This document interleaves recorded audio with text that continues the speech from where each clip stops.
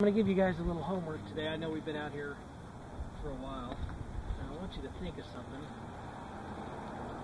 Let's set up to draw.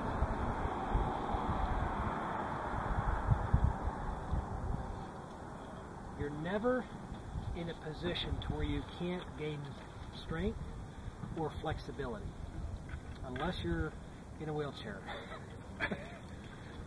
Which even then you could probably gain some flexibility or some strength. You're never in a position to where you can't elongate your swing. Decent turn, very little turn. You've got to the point to where you've learned over the years how to control your swing and get the best out of it that you possibly can get. Same thing with you, John.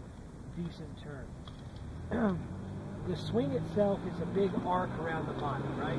The club head is moving in this big circle around your body. The bigger the circle, the more club head speed you can generate. It doesn't necessarily mean the bigger the circle, the more consistent you hit it. Right. We all know that, right? The bigger the swing gets, the harder it is to control it. But I'm seeing some very limited turn in the shoulders, and your homework is, I want you to go buy a broomstick or get one of those old brooms that you got that you can screw the stick out or something like that, and every once in a while at the house, just to stretch out, I want you to put it over your shoulders, kind of right on top of your shoulders, and then just sit there and allow your upper body to turn to the right and left. Wow. Right and left.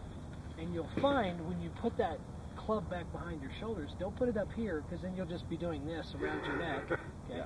Put it behind your shoulders and just kind of turn right and left. The longer it is, the easier it is for you to put your arms on it. The closer it is, the harder it is. Like, John, I don't know that you could put your hands in this position right there.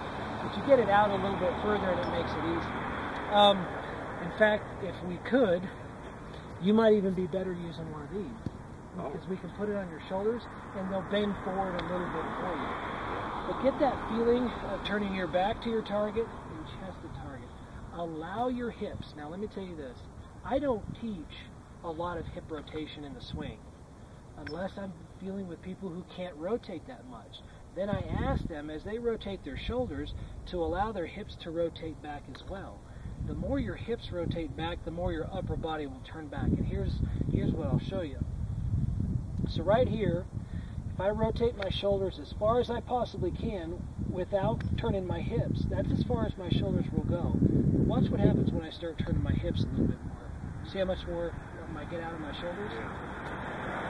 I want you to start thinking back to target, chest to target. Back to target, chest to target. And if that means to rotate your hips a little bit more to allow your lower body to move a little bit, I want to create that for you. Now this will kind of fly in the face of one thing. What have I said the whole time? Minimize the movement. Now I'm asking you to create a little bit more. When I asked you all at the very beginning what your ball flight is, you didn't really say it, but everybody does want to hit it further, right? Sure. You want a little more distance. They did. Until you gain some strength and some flexibility, this is the quickest way to give you a little bit more club head speed, to create a little bit more arc in the swing so you can generate some more club head speed. Is just thinking, get that back to the target and chest to target. Allow those hips and legs to kind of move with your body. This is the driver we're talking about here. You've got it teed up. Those things are so big it's hard to miss. You know you can hit this thing pretty good. Just elongate that swing just a little bit. And the stretches for homework, in the long run, it's going to help you all the way across the board.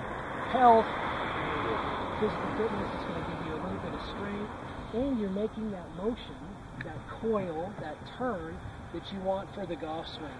When you do it, always do it with that pelvis rotated out there. Don't get up there with that pelvis rotated in and go like this. If I was going to prove a point as well, when my pelvis is rotated in and I try to rotate that upper body, see, that's as far as I can physically turn my shoulders with my pelvis rotated in. But once I